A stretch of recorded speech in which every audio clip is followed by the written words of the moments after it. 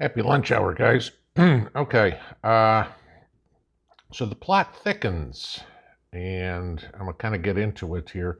But after the video that I was telling you this morning about the U.S. government buying a bunch of radiological antidotes, if you want to use that term, details on why may be a little bit more obvious, even though, of course, the government is denying everything, but go figure that. I mean, the government was out denying we had anything to do with Nord Stream 2.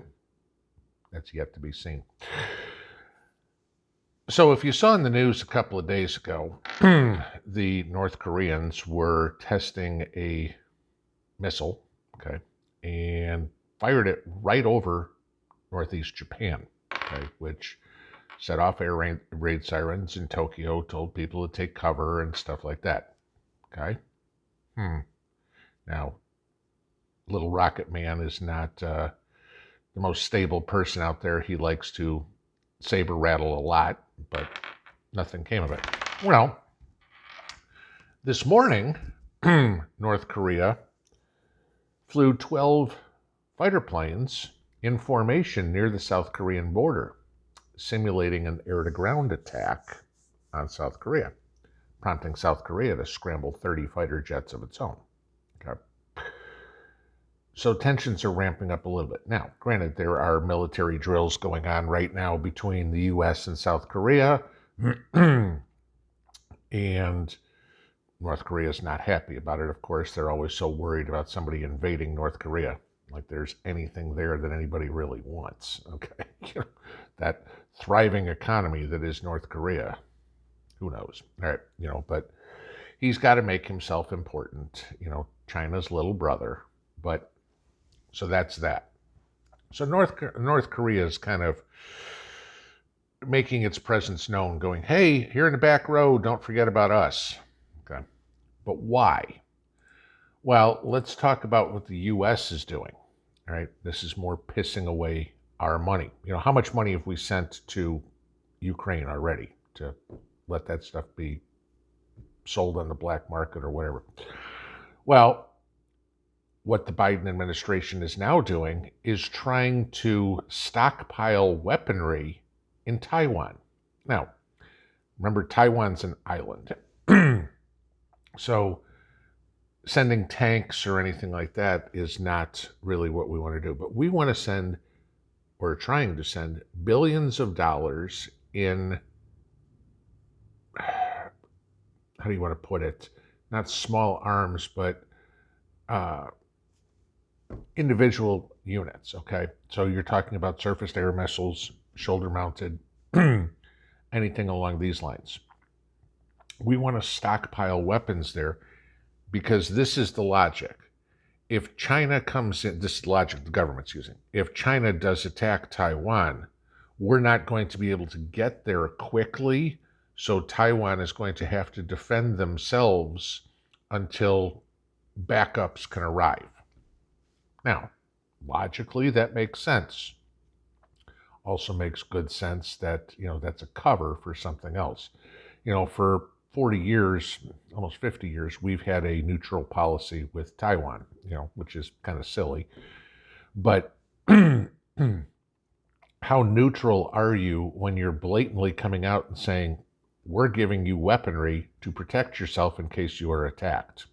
Gee, I don't know. It doesn't sound too neutral to me. But apparently that's over $1 billion that we want to send to Taiwan in regards to weaponry. And mind you this, our stockpiles here in the United States to defend ourselves are dwindling rapidly. That's come out over and over and over again, that we're not going to have enough to defend ourselves because we're giving everything we have to Ukraine, and now we want to give more to Taiwan. So things might be heating up. And how much of it is us being the United States, trying to antagonize North Korea, trying to antagonize China? Because, hey, just what we need, war, right? Joe's idea, got to save his flailing presidency somehow. He wants to be a wartime president. He wants to be a Lyndon Johnson. So, what's our Gulf of Tonkin this time? What can we make up? and that'll cause us to go to war in the East again. Start looking at those parallels. All right. Now, the last one, which is concerning. Now, I'm going to qualify this right from the get-go. These are rumors. I cannot confirm them. It does not mean they aren't true. And the reason I say this is you take a look at Western media, okay? Our mainstream media certainly is not going to report on this. The internet, Google and everybody, Google's basically the primary, is scrubbing information so we can't get it. I mean, try finding anything that comes out of Russia. You can't, all right? You can get RT online, no problem. But again, that's basically government-controlled media coming out of Russia. They're not going to tell you either. So the information we can get from whatever's coming out of Russia is, you gotta have a lot of skepticism with it, okay? But it's still worth paying attention to because, again, a broken clock is right 2 times a day. There are rumors floating around the internet coming out of Russia that Putin and his family are making preparations to move into their bunkers because a tactical nuclear strike on Ukraine is imminent. Now, let's pair that with the video I told you about this morning. Why would we be getting 250,000 radiation antidotes, if you will, whatever you want to call them? 250,000 didn't make sense, like I said, but for troops in Europe. And then Putin moving to a bunker, obviously, because the West, the entirety of the West has said retaliation is inevitable. Okay. Like I said, these are rumors floating around, but it just makes sense to pay attention to them. Because again, you look at the rumors that you had, what was it, coming out of California the other day that was debunked as a conspiracy theory about Chinese data collecting and stuff like that from voter rolls. And within 24 hours, all of a sudden there was an arrest. Okay, you had rumors that turned into fact that turned into an arrest. I'm not saying freak out. I'm not saying, oh my God, Putin's about to do this by any means. Is it possible? Sure. Okay. Does this maybe put us one step closer? Yes, absolutely. If these rumors are true, there we go. But I'm going to clarify this as much as possible. I cannot verify this, though it does not mean that it is not worth watching. There are many quote unquote conspiracy theories, rumors that turn out to be fact, and you never know which one.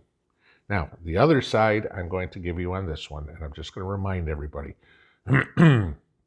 with all this going on, you're going to see somebody go, we moved to DEFCON 4 or whatever. All right. Don't believe any of that crap. The U.S. government never tells the public what the DEFCON level is. So any of these websites, YouTube channels, whatever, claim they know what the DEFCON level is, they are full of shit. Period. Okay. Just telling you the truth. If you don't want to hear the truth, this ain't the channel for you. That's basically it. But pay attention to the saber rattling that North Korea is doing right now, and whatever you see about goings on in Russia, pay attention to. Mind you this, Putin's 70th birthday is Friday, tomorrow. And what better birthday present, right? Hey, you know what? I did this. Just saying, okay? Again, the Russia stuff is internet rumors. Do I want to put any credence in it? Teeny tiny little bit. That's it, okay? But I will be watching it because somehow, some way, there will be people watching his movements.